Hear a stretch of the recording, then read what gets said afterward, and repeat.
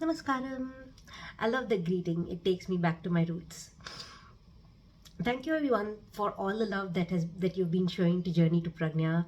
And I can't tell you how enjoyable the last couple of days have been for me to unleash my creativity, and maybe not much of it has landed on Instagram. Some of it definitely has, or YouTube. A lot of it is behind the scenes. If you subscribe, what you're going to get is a welcome email, and it's just been very, very exciting doing this creative stuff, right? And time is of the essence, because the first journey that I want to take, that I want to offer or take you upon, is a journey to the most powerful, the most divine Devi, the most revered Hindu goddesses, Ma Durga.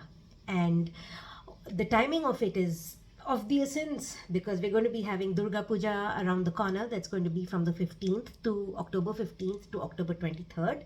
That's 9 days. And in many cultures, many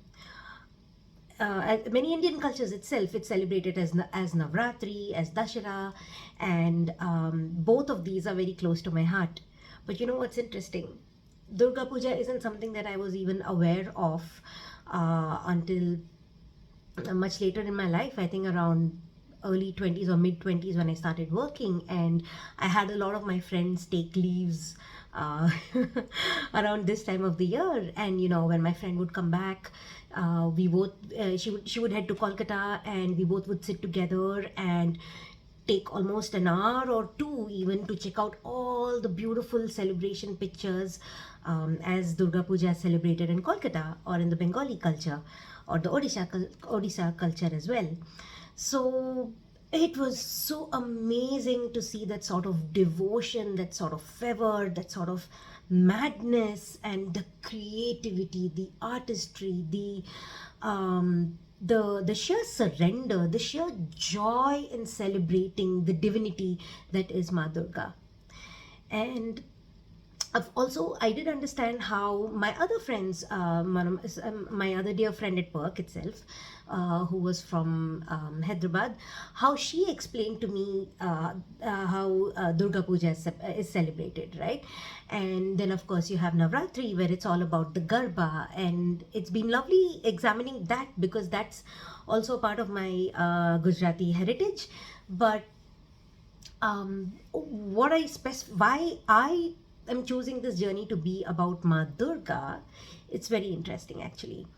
My first introduction, in a way, or the first journey that I took on, uh, in a first meditative journey that I took upon, was during Durga Puja of 2020. So during this time, three years ago, where I was a new mother, and I saw this thing on Instagram during those many endless nights of feeding, was 9 days of meditation on various goddesses across the globe. And the wonderful guide, her name isn't coming to me right away, but I'll find it. I'll find that. It's definitely in my emails. But in that, there was a very beautiful invocation to all the names of the Divine Mother, 108 names of it. So it starts off something like this: Mamba Lalita Devi Mahalakshmi Sundari Namastaste Namastaste Namastaste Namo Namaha. So this is, and I fear I might have gotten it wrong as well, but this was how it started. And oh my goodness, it felt to me, when I look at it now, when I reflect upon 3 years ago, what that journey was about, the fact that I could actually seek solace in a mother who is beyond me, a mother who is beyond my physical mother, who could not make it because of COVID and because of the travel restrictions. So it gave me a lot of solace.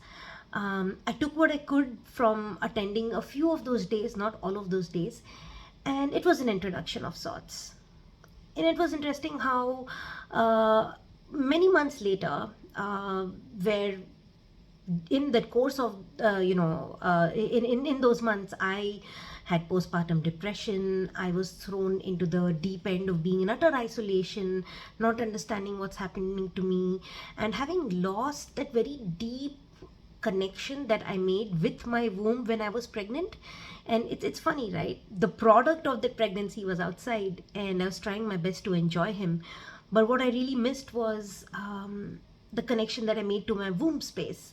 And now it meant, what connection am I supposed to make there? Because there's no one there. Or, even a couple of weeks or a couple of months ago, it's like, yeah, that's my womb, and I just bleed every month. What's that got to do with anything? But the more that I have dwelt into the studies of the divine feminine, and in fact, just the powers of the womb, whether you have a physical womb or an energetic womb, is really where all of us came from, where all of life came from. Literally from our mother's wombs, but also from the cosmic womb. And that's what Ma Durga represents. And she's the mother, the fierce protector, the destroyer of all things that doesn't serve you well, the one who takes you towards harmony, who takes you towards purity, and who takes you onto a journey of acknowledging yourself, of realizing the divinity within you.